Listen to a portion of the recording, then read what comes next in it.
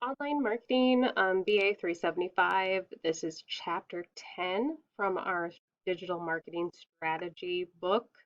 So, in chapter 10, we talk about display advertising. So, display advertising is virtually any type of advertising. So, anything that gets displayed to a customer or potential customer. It covers all paid social media advertising, any content that you post. So, all devices, TVs, streaming devices, all social media networks. It can be a photo, um, just a coupon ad, video, audio, rich media that interacts with users or environments, a logo. All of that is type of display advertising. The advantages of display advertising are that we can increase our reach, we can create direct response messages, we can retarget customers, so customers who might have come to our website at one time or express an interest but didn't convert, we can retarget them to turn them into a conversion. It's We can advertise without a large budget. So creating smaller display ads or ads that display on the internet is cheaper than doing TV, radio, or billboard advertising. We can create a halo effect, so where they come to our stuff because of something that we saw, we increase brand interactions, we're able to target, and it's a cost dynamic. So the more we use, the more it costs, the less we use, the less it costs. The disadvantages are that display ads have relatively low click-through rates and they're expensive. They're more expensive than pay-per-click ads or just general social media posts, which are free, but you're still trying to convert. And worry about your brand reputation. So if your brand reputation has taken a hit, then customers won't want to see your display ads. Okay? So programmatic advertising versus real-time bidding. Okay, so real-time bidding is where we bid for our display advertising to show up. This is very similar to pay-per-click advertising. It's just a different media where we're trying to show an image or something else, but we're still paying for it to show up. And if our customers click through, then we pay for it, but we're bidding. Okay.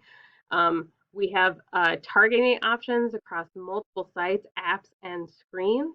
So we can put it on a television, we can put it on a mobile phone, we can put it on a website, we can display it on Facebook. Okay?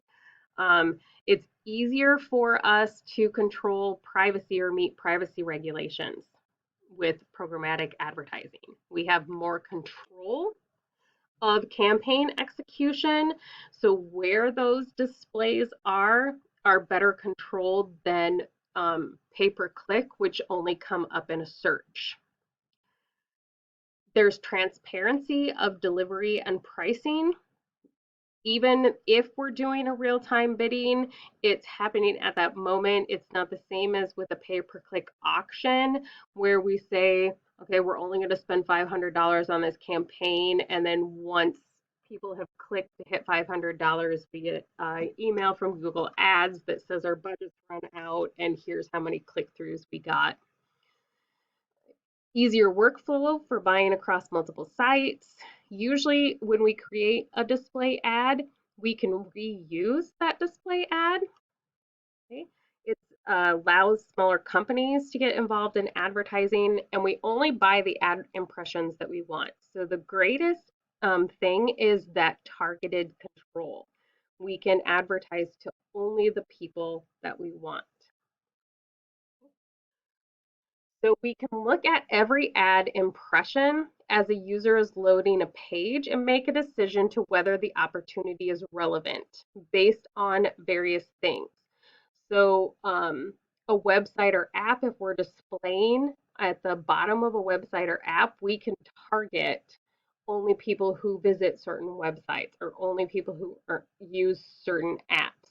We can target to the user's interests and intent. So on social media ads and demography, psychographic, behavioral qualities, location, when you're creating a social media ad, you select the targeting down so you get this um, selection of categories, and you can say, I want this ad to show up in the news feed of women from these states, and then you can pick certain states.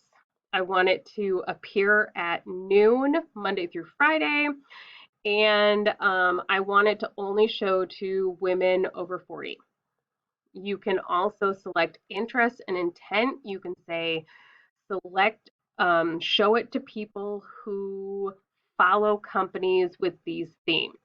So you can say, show it to people who show an interest in agriculture or who show an interest in golf.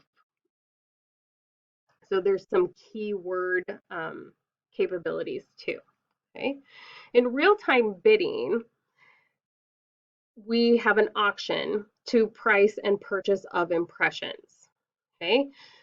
So programmatic impressions, not bought by real-time bidding, are just agreed media buys. So the main difference is in real-time bidding, we do a bidding process very similar to pay-per-click from the previous chapter, so chapter 9, and we bid for the right to be displayed on a website or displayed in a news feed.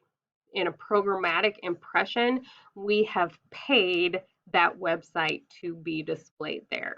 So we have an agreement with them, we pay them money, they show our display ad. Okay. So different types and formats. We can have in-page banner ads that can be a variety of sizes and resolutions, and in-page rich media. So more functionality than banner ads, something that someone could click on or interact with. So like the prize wheels, if it says, give me your email address, and then you can spin the prize wheel for a discount. That's an example of rich media, which the person interacts with versus they just are displayed to them. Okay. So examples of in-paid rich media, videos, we need to watch them. Okay. Expandable advertisements, where it says, if you want more information, click here. So you've got a hook that says whatever you're trying to sell or whatever you're trying to tagline them to get them in. Data capture, where we can submit an email address and become a lead. Our live information, so what are our current rates?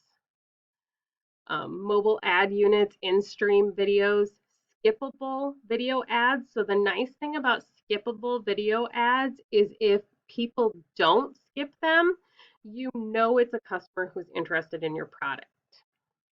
Okay, so those ads can be any length, and you only pay for the ones which are not skipped.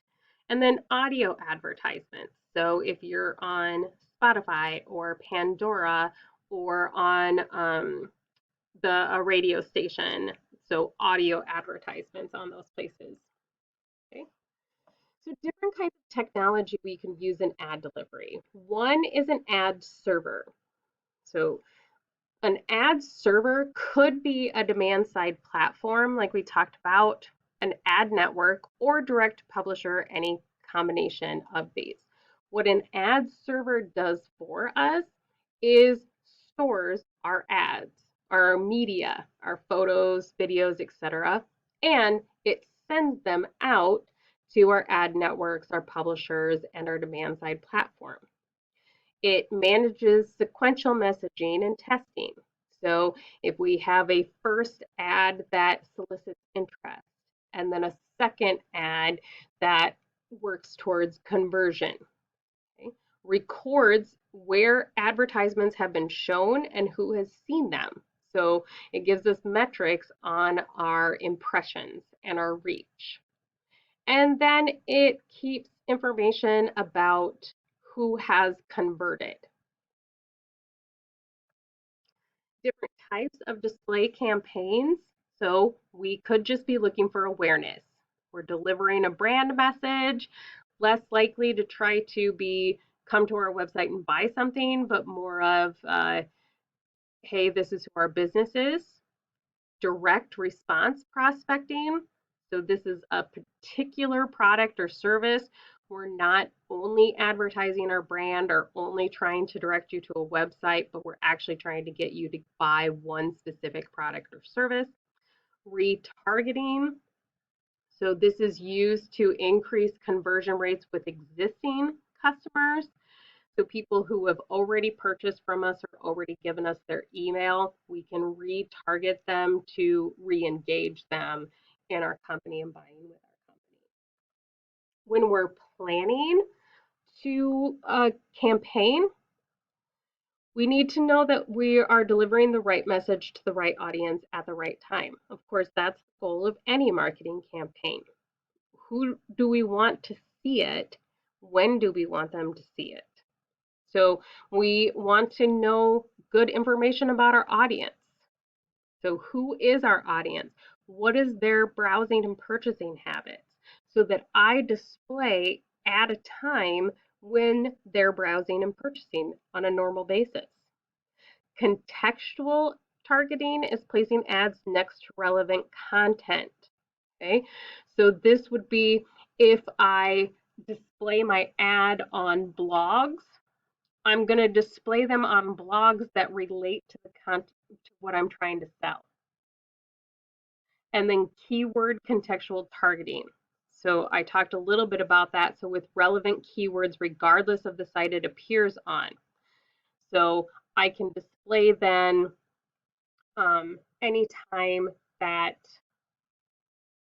I can combine those with my keyword searches and display ads on websites that people go to.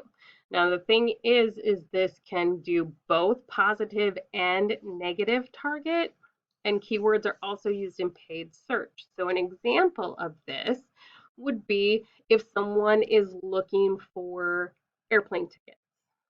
Okay, positive results would be air travel, holiday break, business travel. Negative results would be plane crash, terrorist attack, airfare rates going up, travel chaos, people punching flight attendants and getting kicked off flights, stuff like that. So you could do, when you're doing keyword contextual targeting, you can add the positive keywords and then say, don't show results for the negative keywords. Okay. Other targeting techniques, in addition to like age, location, which is listed on here, so time-based, so the most from seasonality, or consumer behavior, impulse shoppers, so targeting impulse shoppers at certain points of the day. As I said in chapter 9, if you're a food service that offers delivery until 3 a.m., you might target 1 to 3 a.m. times. Environmental, so that's targeting based on the campaign rather than the users. So you're focusing on the message you're trying to create more than a target audience. Okay. You can choose by device. So you can say, I only want it to show up on mobile devices, or I only want it to show up on websites, or I only want it to show up on TV. And then we can model audiences, where we look at all audience segments and collect our data to find customers with similar behaviors. Okay, so these aren't our actual customers, but customers who have similar behaviors to people who are already paying. It's a way to generate lead. So this is an example of the ad targeting process. So a viewer goes to a website and they see our ad. So the impression is passed to the publisher. Then we say, is this an optional media? Should we show the ad? Either yes or no. Okay. Then we show the ad. the best ad for the viewers picked from our selection. And then if the person clicks that ad, we receive metrics about who clicked it. So we receive information about how many times it was shown, and then information about how many people clicked through it. Okay. Of course, there's a range of metrics to manage how well our display ads are working. Okay. However, display is critiqued to be the most inaccurately measured digital channel. It's much easier to manage if people are clicking through versus the amount of impressions that are happening. With any metrics, it's important that we're answering what question we have. What is the goal we're trying to meet? So some examples of measurements and metrics over the next couple slides. Many of these we've seen before. They're pretty standard metrics in online and digital marketing. So post impressions, the number of times that has been shown. Well, we can also see the halo effect that the display has on future users, click-through conversions, um, search uplift, so the increase in search volume after a display, that's part of a halo effect, is that people search for us after seeing us. Increase in site traffic, so are more people coming to our website. So brand uplift, people can recognize us or remember us. The click-through rate,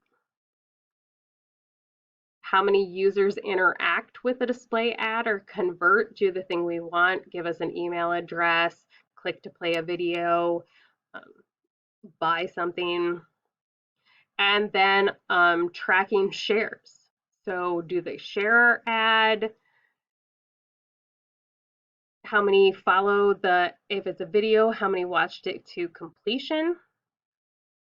And then the viewability, whether an ad has been seen, or did the user just keep scrolling and not pay attention to it at all. Okay, so that is chapter 10 from Digital Marketing Strategy.